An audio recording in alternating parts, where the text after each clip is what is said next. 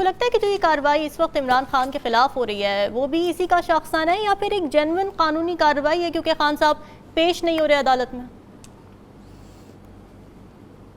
نہیں، اس میں کچھ چیز جینیوئن نہیں ہے.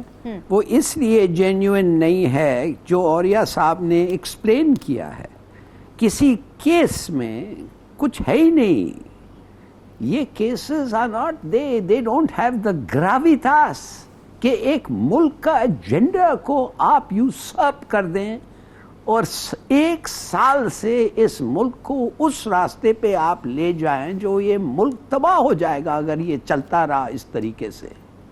کیا دیکھ رہے ہیں ہم 1 سال سے؟ پکڑو نہیں پکڑو، پولیس آیا، شیلنگ ہوئی، جلسے ہوئے، اور کیا ہوا؟ nobody wants to invest. آپ کو میں بتاتا ہوں 10 مہینے سے فورن انویسٹرز جنہوں نے انویسٹ کیا ہے اس ملک میں وہ پیسے نہیں لے جا سکتے، اپنا روکا ہوا ہے.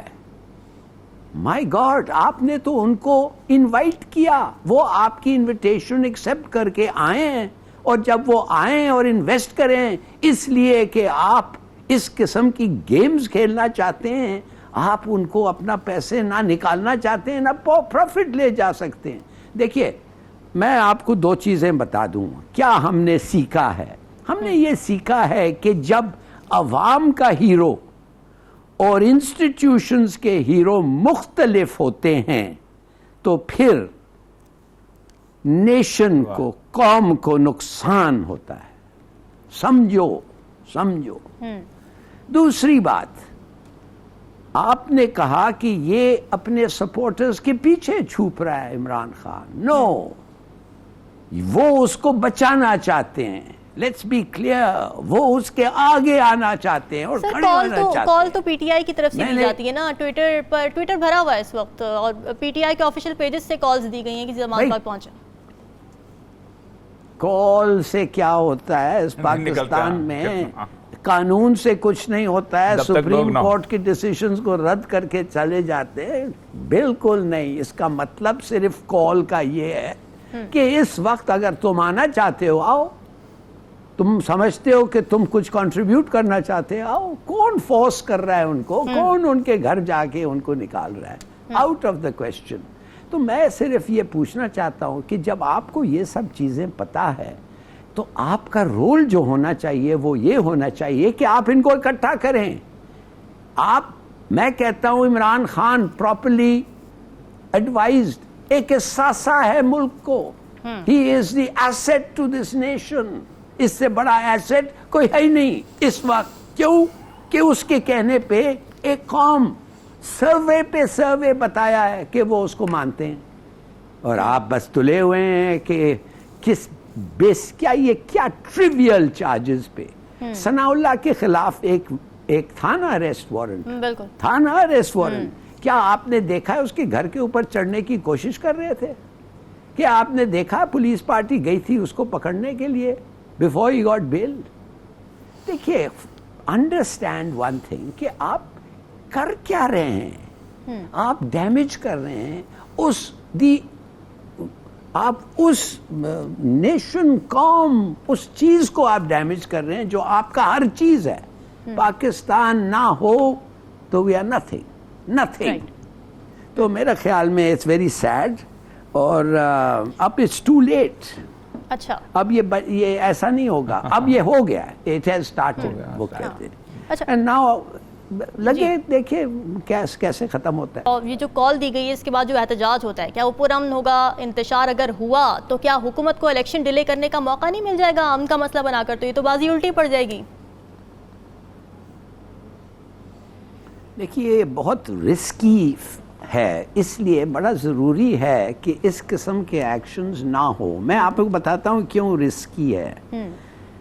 کیا پتا کسی کے پاس پستول ایک ہو، کسی نے پستول لے آیا ہو، نہیں کہ وہ استعمال کرنے کے لیے، مگر وہ سوچے کہ اگر مجھے کوئی بہت بری طرح مارنے لگے اور پولیس ہے اور یہ، میں پھر ان کو نہیں چھوڑوں گا. مثال کے طور پہ جیسے پروٹیکشن کے لیے کچھ لوگ اپنی گاڑی میں بھی پستول رکھتے ہیں، لائسنس ویپن ہو بے شک، مگر وہ رکھتے ہیں ساتھ.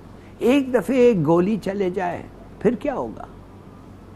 کتنے لوگ مارے جائیں گے. آپ نے دیکھا نہیں ماڈل ٹاؤن میں کیا ہوا. بالکل افسوسناک. میں نہیں کہتا کہ ماڈل ٹاؤن اس طریقے سے پلاننگ تھا کہ بے ان آرمڈ عورتوں کو اور پریگننٹ عورتوں کو گولی منہ میں ماریں. میں نہیں کہتا کہ وہ نکلے تھے اس ارادے سے, مگر میں یہ ضرور سمجھتا ہوں کہ جب بیڈلی ٹرینڈ لوگوں کے پاس ایک ویپنز ہیں, وہ کسی وقت بھی وہ نکال کے شروع کر سکتے ہیں. اور اگر سویلینز ہیں جو سمجھتے ہیں کہ ان کے ساتھ جو ہو رہا ہے بڑی زیادتی ہے, تو وہ بھی کر سکتے ہیں. تو وائی رسک اٹ؟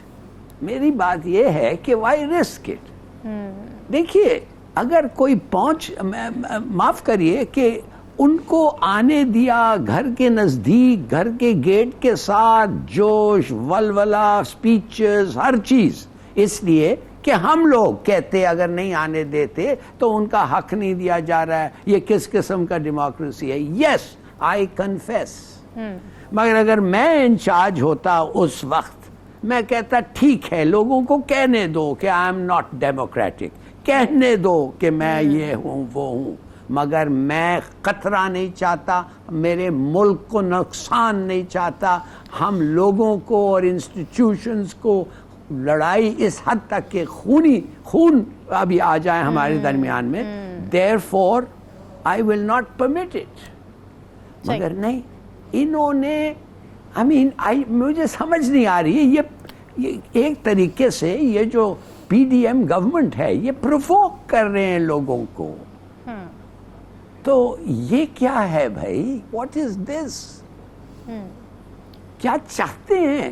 اس لیے لوگ کہہ رہے ہیں, مجھے ابھی ایک یہ آیا ہے, کون ہے انچارج؟ اس لیے کہ ہم نہیں سمجھتے کہ پاکستان انچارج ہے جو ہو رہا ہے, ہم نہیں سمجھتے ہیں کہ وہ لوگ ہیں جو ملک کے خیر خواہ ہیں اس پہ.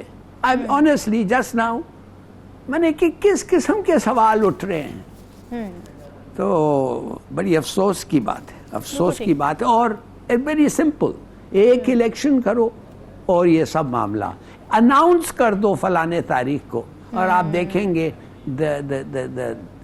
مگر اگر آپ تلے ہوئے ہیں کہ ریزلٹس وہ ہو جو آپ چاہتے ہیں, تو پھر تو آپ کو بھگتنا پڑے گا. تو کوئی بھی آ کے کہے کہ آپ کے خلاف ایک کیس ہے اور ہم نے یہ کیا وہ کیا, آئیے آپ جیل چلیں, تو آپ چلے جائیں گے, آپ ڈر سے جائیں گے پھر نا, پھر ڈریں گے آپ, نہیں جاؤں گا تو یہ ہوگا میرے ساتھ. وہ کہتا ہے میں نہیں ڈرتا, he can't afford to show, وہ بتا نہیں سکتا کہ میں ڈر پھوک ہوں.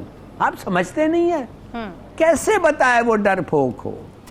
کوئی بھی آئے مجھے مارنے کے لیے میرے بیٹے کے سامنے, میرے چھوٹے بیٹے کے سامنے, میں لڑوں گا, مجھے پتا ہے وہ 1 منٹ میں مجھے ختم کر دوں گا, مگر میں لڑوں گا. دیکھیے فار گاڈ سیک ایسے سوال نہیں کہیں کہ آئے اور یہ وہ ہم لوگ. اور یہ صاحب نے بالکل صحیح کہا ہے. ہمارے ملک کے ایک ملک ہے افغانستان. میں آپ کو بتانا چاہتا ہوں کہ اگر پاکستان میں امن ہے وہ اس لیے ہے کہ افغانز جو ہیں جو اس سائڈ آف دا بارڈر رہتے ہیں, ان کو پتا ہے کہ اکنامکلی پراسپیرٹی از مچ مور ان پاکستان. آپ سمجھ گئے, وہ آنا چاہتے ہیں, وہ ادھر رہنا چاہتے ہیں.